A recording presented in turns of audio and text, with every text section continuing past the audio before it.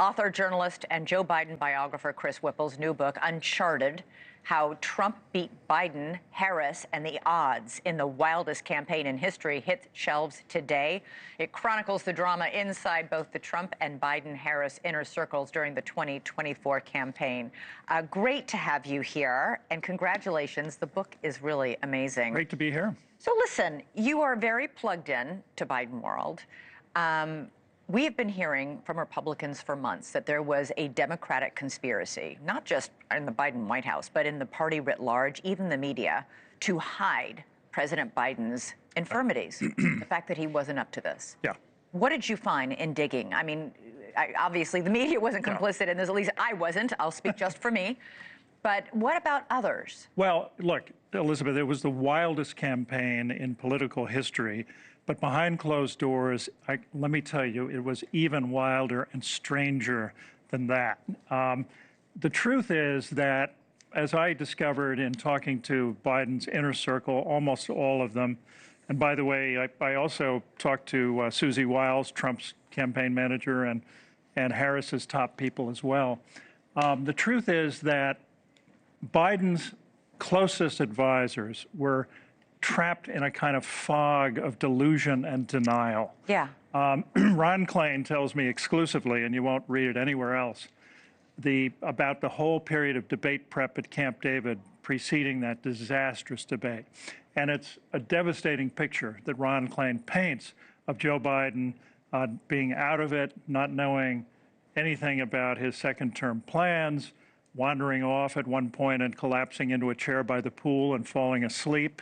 And yet, the amazing thing about this is that despite what they could all see with their own eyes, the inner circle really convinced themselves that Biden could run, that he could win, and that he could govern for another 4 years. How is that possible? It's astonishing, but it's true. But I mean, it really is. The stories that you tell are very, very striking. They show a president who clearly was not up to the job of running again, much less governing, as a president, being in control of the country for 4 more years. How did all these people convince themselves he could do this? Well, here's the thing. I say that this was not a cover-up in the classic Watergate sense of the word, which means trying to hide something that you know to be true. They managed to convince themselves? Biden's inner circle managed to convince themselves that he was capable of governing. And here's one, and it's fascinating because you cannot wish away certain facts. One fact is that Biden, on the day that he abdicated, that morning he was on the phone parsing a complicated multi-nation deal to free prisoners. People who went to see him in the Oval Office say that on Middle Eastern policy, he was on top of every nuance. They managed to convince themselves in spite of their own eyes. And of course, I think they definitely hid him. I mean, hid him. They hid him, but from public view. Because they knew that he could no longer campaign effectively. I want to get back to the debate because that was really the moment when it stopped being the people inside the Biden White House, the Biden inner circle, even the Democrats on Capitol Hill who were seeing signs of this, but when the whole world saw it. Yeah. This is what you write about the debate. Biden froze, his expression vacant. He seemed unaware of where he was. Some observers wondered if he was having a mini stroke. It was possibly the most disastrous performance ever delivered in a presidential debate. You write that backstage, Team Trump knew that very moment that Biden would soon be out of the race. Team Trump knew. Team Biden did not. Isn't that something? And here's an example of it. I mean, Anita Dunn, who was a very powerful advisor in the Biden White House, was watching a so-called dial group, a focus group where they were turning dials, registering approval or disapproval. After Biden had his meltdown, they were turning their dials down for Trump. They didn't like Trump. And Dunn came away concluding that we won the debate. We came out ahead. How could anybody have watched that debate and believed that? That is, if that's not delusion, I don't know what is. It was. And look, anybody who has had to take the keys away from an octogenarian grandfather and say, no, you can't drive anymore, knows And the Biden's inner circle should have known that running for re-election at the age of 82 and trying to govern to the age of 86 made no sense. Yeah. It was crazy, but they were all in. So a few days later, after the debate, Biden had to cancel a rally because he just tested positive for COVID, and Trump was riding high after the Butler, Pennsylvania assassination attempt.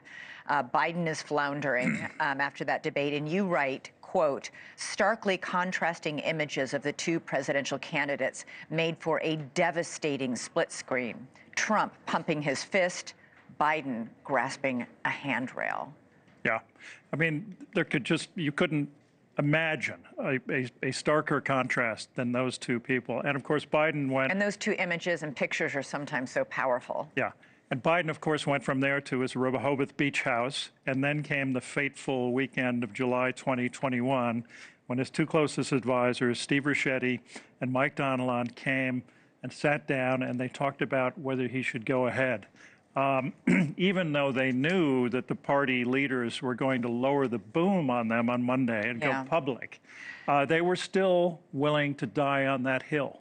I was surprised that in your reporting you found that Biden, to this day, as of tonight, still thinks he could have beaten Trump. One of his best friends told me that, look, depending on what day of the week it is and whether he's seen Trump on TV that night, he looks in the mirror and he says, I could have beaten that blanking guy.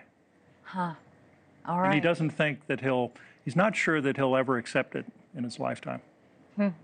That's a sad way to end a remarkable life, no matter what side of the political aisle you are on.